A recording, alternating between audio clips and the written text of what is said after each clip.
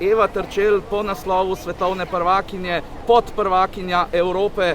Drugo mesto si je priborila z izjemno finalno vožnjo. Lahko rečemo, da sta s Corino Kühnle bile drug svet, kajti tretjeuvrščena Nemka Ricarda Funk zaostaja že več kot 3 sekunde.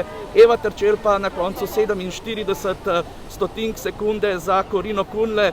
Zdaj pa je tu z menoj že naša današnja junakinja. Eva, iskrene čestitke, kako ste videli, kako ste doživeli tole finalno vožnjo? Ja, res hvala za čestitke. Mislim, sem presrečna. Ne vem, nisem se počutila na štartu najboljše, ampak vseeno imela sem pred sabo progo, kaj hočem narediti in ne vem, v bistvu sem stopnjevala, res sem v bistvu vrhunsko odpeljala, so še rezerve, ampak vseeno na koncu nisem niti vedela, da sem res tako hitra, ampak res super vesela in vožnje in seveda medalje.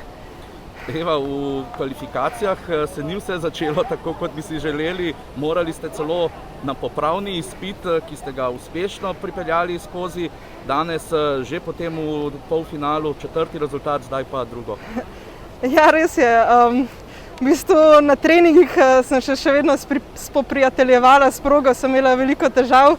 In ja, na koncu sicer, če bi izbirala, ne bi še eno kvalifikacijsko vožnjo, ampak vseeno je bila dober trening in jaz sem zelo vesela, da mi je uspelo takole stopnjevati in pokazati res najboljše na koncu in nagrada je tukaj.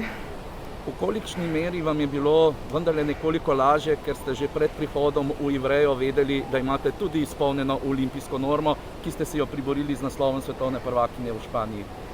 Ja, zagotovo v bistvu tega dodatnega bremena ni bilo, ampak vseeno tekom tekme oziroma ko se je približevalo, sem čutila pritisk, ki ga si vedno sama zadam, sploh na pomembnejših tekmah in sem si vseeno želela res dobro nastopiti in bila sem nekoliko negotova, ampak sem zelo vesela, da sem se uspela tako odlično sestaviti. Še tole, videli smo danes, dekleta ste imela kar precej težav, zahtevna postavitev, tudi kar divja reka, torej je bila kar to velik izziv. Ja, res je, v bistvu jaz to progo v Ivreji vsekakor nisem podcenjevala, zato ker je res tehnično zelo zahtevna. Mogoče mi je bilo na nek način lažje, težja postavitev, ker sem vseeno imela skozi naloge pred sabo in sem mogla razmišljati samo o njih in se res potruditi, ampak no, dan je za mano in ja, sem zelo vesela. Kaj zdaj?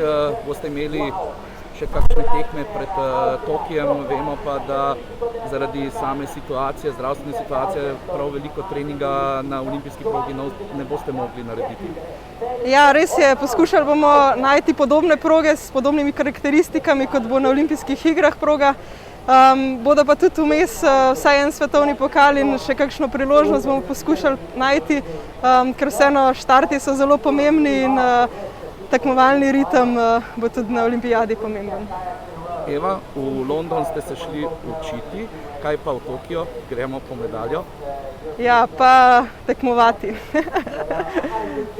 Najlepša hvala, še enkrat čestitke. To je bila Eva Terčelj. Lahko jaz še nekaj dodatnega. Ja. Kakšne so bile te naloge? Kaj si razmišljala pred štartom?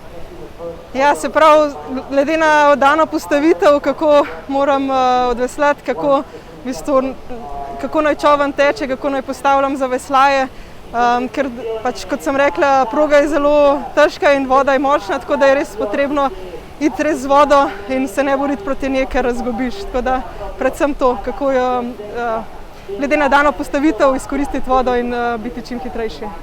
Kje si pa teh 47 zdaj, lahko o tem 47 stotink? Zgori si bila hitrejša, spodaj nekaj mogli biti?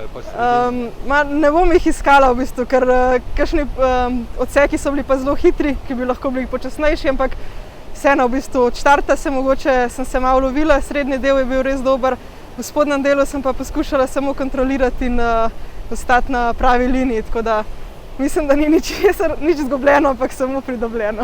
Ja, ampak vseeno ne bilo